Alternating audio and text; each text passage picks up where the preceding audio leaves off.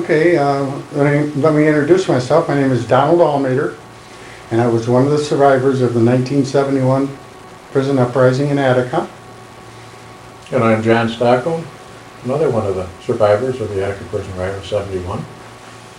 Donnie and I have grown up together from grade school, high school, went to work at the prison together, went through the riot together, traveled as far as transportation prior to or after, and retired basically within 6 months of each other, and we both have moved to Florida.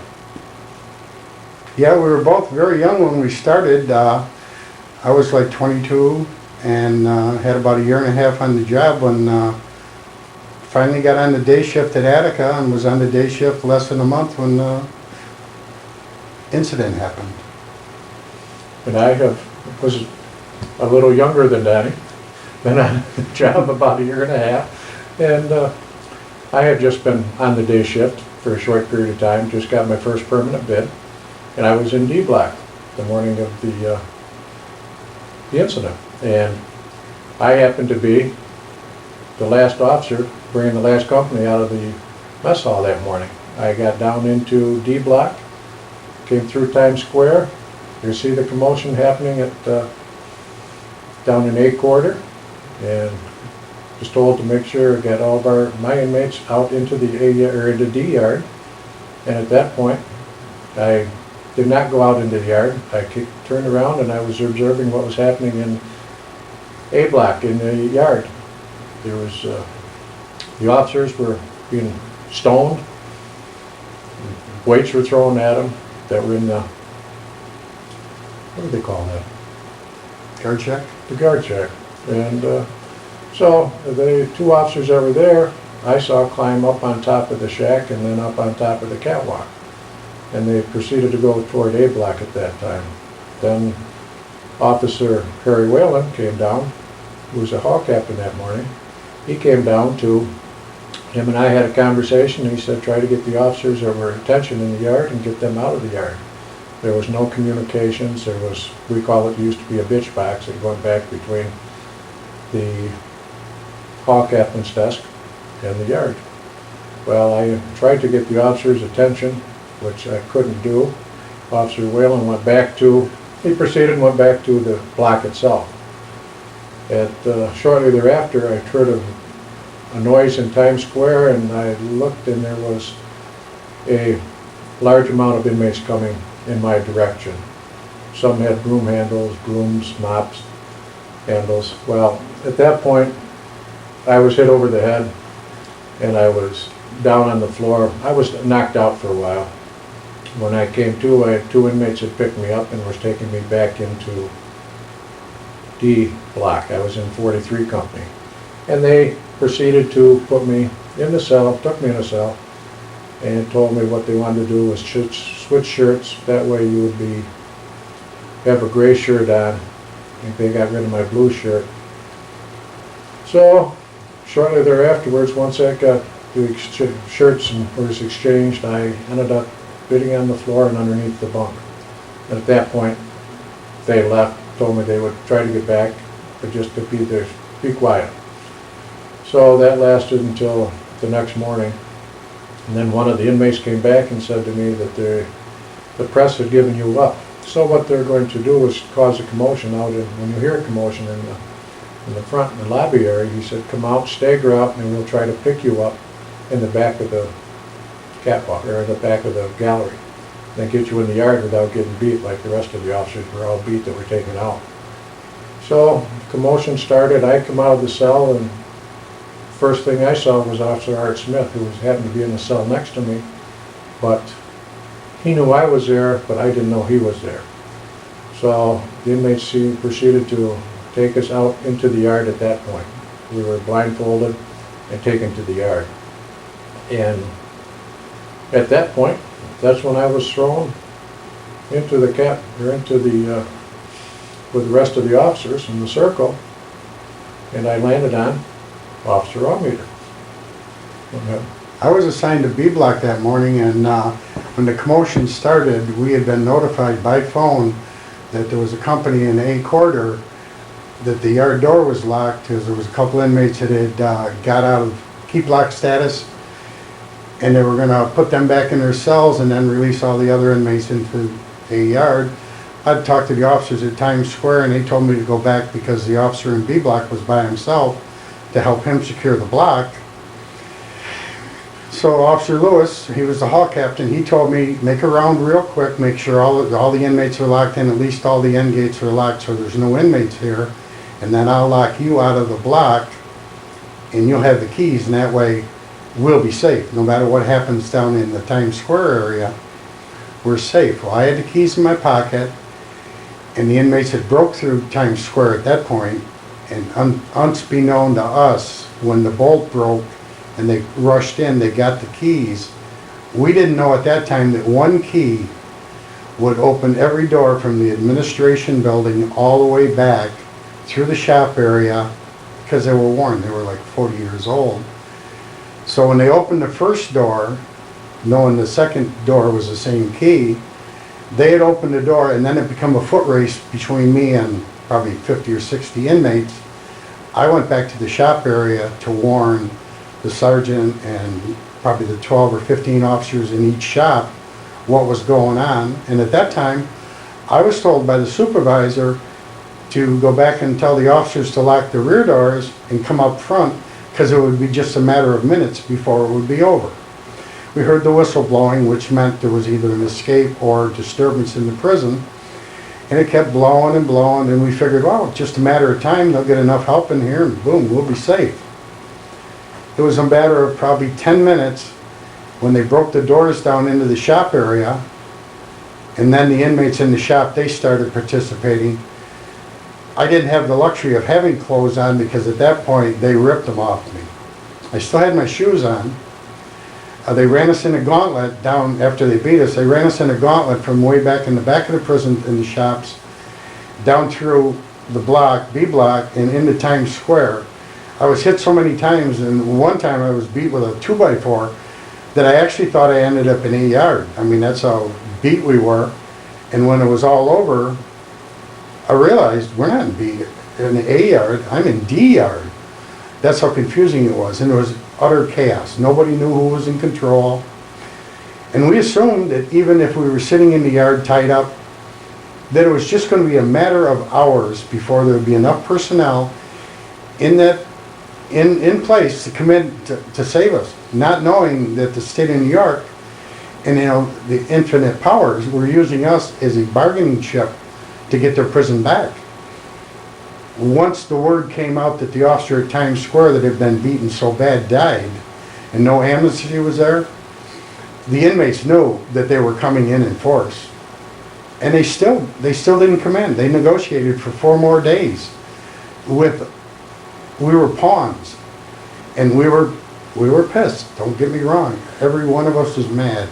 I hated everybody in that jail. I couldn't wait to get out, knowing that I was probably never going to see my wife, my kids, ever again. Because when they came in, the inmates were saying, they'll fire rubber bullets. There's no way they're going to fire rubber bullets. There's 1,200 inmates and 30-some hostages. In the morning of the assault, when I heard the helicopter come up and I smelled the gas, I said my goodbyes to the Lord, because I knew I was gone. And lo and behold, I was one of the lucky ones. I made it. In my case, on the morning of the assault, we were sitting, and the officer sitting next to me had his feet tied and his hands were tied, and my hands were tied, and they were picking people to take and put on the catwalk. Which at that point did not know where they were going. So they grabbed this Officer Walker, who I happened to be sitting next to, and he said, "Why take me? Take him. His feet aren't tied yet." So, lo and behold, they dropped off their Officer Walker and picked up me. So, put a blindfold on me and proceeded to take me across the yard. And I had an idea where I was sitting anyways and where I started. So I had an idea I was into B corridor. Then I made a left and I headed in toward Times Square. Well, once I get in Times Square, they said, grab a hold of the bars because we're going to boost you up. And what happened was there was a climb a bar that well, like a ladder, metal ladder that you would have to climb to get on the second story of Times Square, which would take you out onto the catwalk, which would cover all four entrance into all four blocks from the top of the catwalk.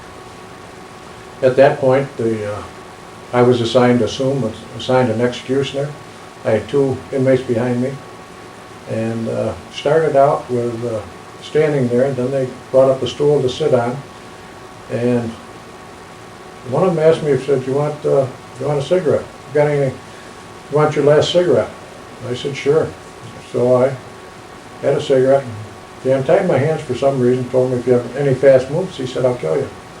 So I proceeded to smoke a cigarette, and you could hear, in the distance you could hear the helicopters. Well, at that point, they stood us up. They stood me up anyways, and I had a knife to the shank to my throat, and I had made my amends. I had, as Donnie said, he didn't anticipate, and there's no way in hell that I thought that I would ever come off that catwalk. So I had made with my maker, and then all of a sudden you could hear the catwalk, or you could hear the helicopter, and you could hear it, and then it disappeared, no more noise. Then it came back up again, and at that point you heard like a pop pop, and then you could smell the gas. And at that, when I first started to smell the gas, the guy who was on my back when I heard the pop pop, he was no longer there. So I dropped right down, and I'm on my belly, and I'm peeking underneath my blindfold, and I'm looking into this yard. There's nobody, well, it's B yard, I'm assuming. And I'm thinking to myself, do I drop into the yard? Do I stay where I am? At that point, I could feel cement chips hitting me. Feel something hitting my back. I would assume that they were cement chips from ricochet. The bullets are hitting the catwalk. So I debated about it, and then I decided, well, I'll stay right and take my chances and stay where I am. Well, it seemed like 5 minutes, and then all of a sudden there was no more gunfire. Then all of a sudden there was a lot of commotion, and you could hear somebody yelling in the distance. And then all of a sudden another round of gunfire. It must have lasted probably only a minute. It seemed like an hour. But so anyways, and then there was nothing, and then all of a sudden I had somebody shake me and pick me up. Took my blindfold off, and it was a state trooper. And he said to me, you okay? And I said, yes. And I said to him, how the hell do I get out of here? And he pointed down the catwalk, and he said, go around the barricades and stuff. So I proceeded down the catwalk, and then when I got to C block, I ran into the biggest state trooper I ever saw in my life, because there's 2 steps when you come off the catwalk that steps down into an area in C block. And at that point, this guy, I looked at him nose to nose, but the only trouble was he was standing on the ground and I was 2 steps up. So he grabbed a hold of me and spun me around and hit against the wall, and I just kind of collapsed, and then somebody said he's one of ours. He helped me up, and then the next thing, Officer Art Smith came out. His hands were still tied, and then Ronnie Klosowski came out, a civilian employee. And so at that point we got Art's hands untied, and they told us to go down into C block, into the block itself, and then out the side door down between the hospital corridor and the block itself to the wire gate. So that's the 3 of us started. We got to the bottom, we got to the flats of C block, and all you could hear was a gunfire, and we could hear somebody yell, I need more double-aught. So at that point we proceeded out the building and down to the wire gate area. At that point there was a ambulance there. They put us in the first ambulance, and it was ironic because once we got in the ambulance, we didn't realize anybody was hurt between Ronnie, Art, and myself. So we got in the ambulance, and we were our clothes was covered with gas. Well, when we got in the ambulance, the attendant, the gas away that affected him, the mucus, his nose was running, his eyes were running, he couldn't see. And our main concern was all we cared about was a cigarette. We're out of the jail, we wanted a cigarette. Well, he said you can't smoke in the ambulance. Well, we said, yes, we can. We would like a cigarette. So he gave us a cigarette. And he said that Officer Randy Kozlowski said his throat is cut, he's bleeding. So he gave us gauze, or told us where the gauze was, and we put him on Ronnie's throat, and Ronnie really down on the gurney, and the three of us smoked all the way to Warsaw and to the hospital. At that point, we were, I believe, the first three that were in the hospital. Well, they checked us out, gave us a quick once-over, and cleaned our face and eyes and stuff in the gas. And shortly thereafter, then some more people they were bringing in. But they were, some were shot, some were wounded, some were cut up. So, a short time later, my wife, well, two of the people from the emergency room, the head of nurses, Mary Helen Cow, was a family friend. And I used to work for him years ago. Well, she in turn called my house because nobody from the state had contacted my family. My wife got a phone call the first night. She told me at about 11 o'clock, Reverend Rainier said that he had seen me in the yard and everything was fine. There were going to be no negotiations tonight, so on and so forth. Which was a lie because I was not in the yard until the second day. I was in a cell for 24 hours. Well, at that point, my home was on Exchange Street near the prison. And she said this Jim Hardy was on his way home. And this was something else that was ironic because as we were coming down from C Block, the only voice, or the first voice I heard, was this Jim Hardy. Him and I've known Jim for years. We had played softball together.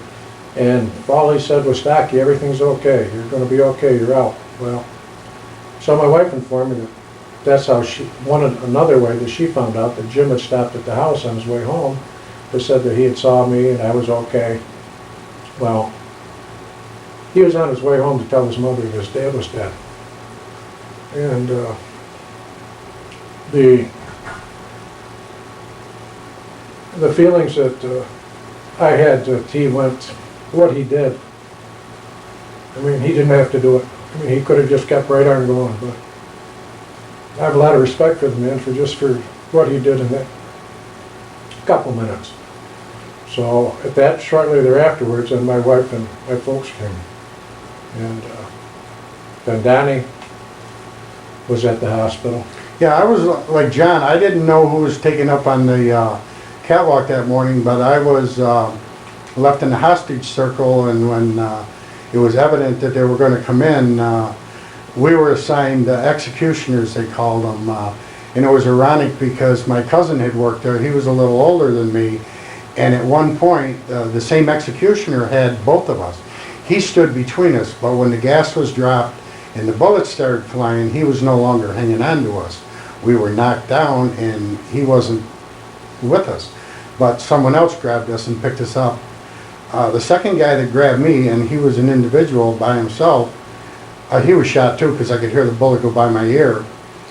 I fell down and I was laying there and I'm thinking, oh God, who's gonna grab me now and stand me up and use me as a shield?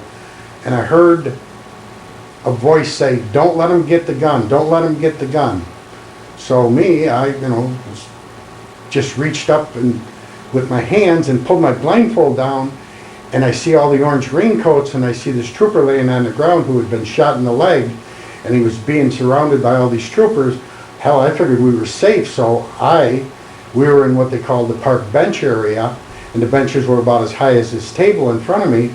So me, thinking we're safe, I jump up and try to get out, and at that point I'm hit in the face with a gun and pushed back down and says, don't you move until you're identified. And a correction officer come over, and I'm not really even sure who it was. He said, no, that's Almater. He's a hostage. He's okay. So he grabbed me and pulled me. I just had this rag in my pocket I was using as a handkerchief. I just started breathing through it. Officer come over and said, that's Almater. And he picked me up and made sure I was okay, because I had to climb the ladder up on top of the tunnel, and then we were going down, they were taking me out the front door. As I'm going down into A block, this gentleman in a suit says, "Good job, officer." I tried to push him off the second floor into the lobby of the A block. I didn't know if he was a commissioner or who he was. I found out he was deputy commissioner at the time. He was telling me what a great job he did 5 days after they took me hostage. I felt at that point they didn't really give a rat's ass about any of us. And in the days to follow, after we did all the funerals of all our fellow employees, they even had the balls to send a lieutenant around with these people from the state and tell us how well they were going to take care of us. All it was a lie. What they wanted us to do was not get to a lawyer, not request some assistance. They didn't care. I was young, had one baby, another baby on the way. John had a couple kids. There was women that had 5, 6, 7 kids. Their husbands were killed. They got the same lives we all did. The state of New York didn't give a shit about us then, and they didn't care about us until George Pataki, after the convicts in 2000, had won a $12 million lawsuit against the state to a federal court for the beating they took when they retook the prison. He said it's wrong. He held hearings in Rochester, New York. John and I had both retired. We were living in Florida. We both drove up for the hearings. He was going to appear in Attica at our memorial service in 2001, but obviously with 9/11 happening, that was we had a tragedy. That was a catastrophe. He didn't show, but shortly thereafter we were notified that the hostage survivors would receive the same amount of money, and we have been receiving it for the last 5 years. But we weren't after money. No. We never, and I will be honest about this, I've never said this, I might have told my wife this, but Attica's a small town. It's a one-stop grocery store. Well, if I was in the grocery store the following years, whatever, if I saw Mrs. Van Buren or Mrs. Hardy in the grocery store in the produce section, I would go to the opposite side of the store. Because I had trouble, I couldn't face her and talk to her. I could say hi, but if she said anything to me, I would have a problem because of the fact, why am I here and her husband was killed? The deal with the widows, they invited us into, when the organization, this Forgotten Victims was founded, they invited us to sit down with them. And you don't think that was one heck of a moving experience to sit down, and we talked back and forth. Mrs. Hardy would talk about this, or Mrs. Cunningham would talk about this, and we would talk about this. We didn't understand where they came from, and they didn't understand the sense where we came from. And I know one widow, it may sound hard to believe, but think about this. 1970, 71. One widow in particular, she didn't drive, she never wrote a check, she never did the grocery shopping because her husband did. Now all of a sudden, that was on Wednesday. Now on Thursday, everything is in her lap. She has to do it. I don't think in this day and age it would ever happen again because of the organizations that support correct. It used to be correction officers were looked down on and frowned upon. And it's one of the worst jobs in the world. You talk to a cop, he don't mind arresting the guy and putting him in jail, but he wouldn't work in the jail where he puts him because on the street he's got a gun. If you're not in a yard tower or a gun tower, or one of the wall towers like in Attica, the only time you carry a gun is if you're transporting outside the prison. You're inside with a little stick called a baton. Hell, these guys used to grab weight bars. They lift 400 or 500 pounds. I couldn't lift 200 pounds. But it would never happen like it happened in 71. And I can't say enough about Char and Larry and Glenn. They have We've done nothing but step to the plate for us. They've made correction officers to be very proud of what they do. I wish they were there back then, but I think, and I think Glenn and them I think that's why they started putting their minds together. 5 guys sat down and created this whole CPOF. I mean, think about it, it's amazing. I mean, it's so big, and they do so much for, I mean, So the much officer, good. for the officers and the employees that, not even during disturbance or riot time, I mean, your kid has a car wreck, I mean, they make sure you have money, and they just, There to help. we never had it. And like I tell these guys, it's the greatest thing that's ever happened, and it was a mastermind of 5 people.